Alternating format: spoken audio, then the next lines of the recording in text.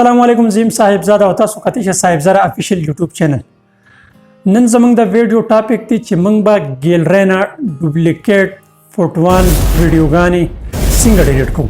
مکمل تفصیل به درته په دغه ویډیو کې ښیم. خو د ویډیو شروع کېدو نه مخکې یو وړوکی شانتې ریکویسټ درته زموږ چینل باندې نوی زموږ چینل سبسکرایب کړئ او که دا ویډیو تاسو په فیسبوک باندې ګورئ نو د خپلو ملګرو سره ضرور شیر کړئ.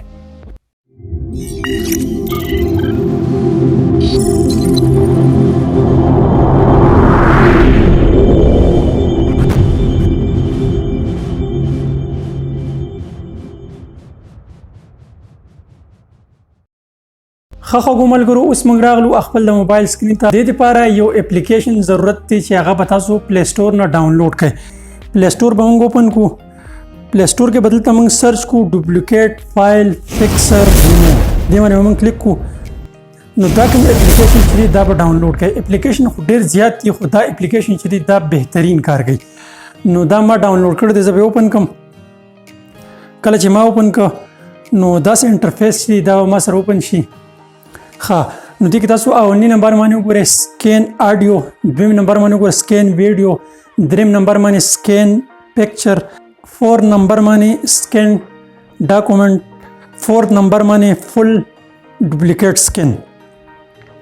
نو تاسو چې کله فل ډوپلیکیټ سکین باندې کلیک نو تاسو ګیلري څومره فایل چې دي، څومره ویډیوګانې چې دي، څومره پکچر چې دي او څومره آډیو چې دي چې هغه تاسو په ګیلري کې ډبل مطلب ډوپلیکیټ نو هغه به تاسو ته ټول شوږي.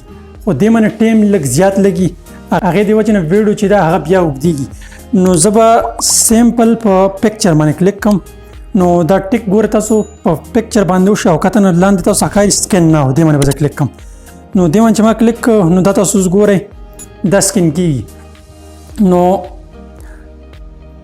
دې باندې به دا ایډ راځي. دا ایډ چې دا به دې نه کلوز کړئ.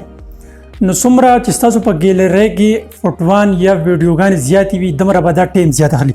نو دا تاسو وګورئ ما سره چې دي دومره زیاتې نه دي. تقریبا 600 فایل چې دي هغه زما په ګیلري کې فوټوان چې دي هغه ډبل دي. نو دا تاسو ښکاري اټومیټک چک ورته لګېدل دي. دې کې څه تکلیف دا نشته تاسو ته چې یو تاسو سلیکټ کوئ هغه به ډیلیټ کوئ.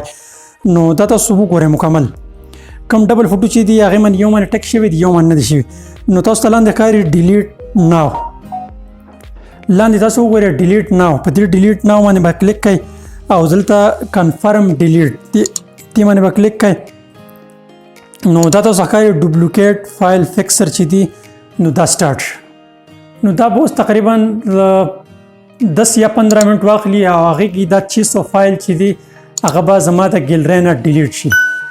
نو دغه یو ویډیو چې ما تاسو سره شیر کړه. امید لرم چې دا ویډیو به ستاسو خوښه شوي. که چېرته دا ویډیو ستاسو خوښه شوي نو دا خپلو ملګرو سره ضرور شیر کړئ او د نوې ویډیو لپاره موږ له راکړئ اجازت. تلوي الله په امان.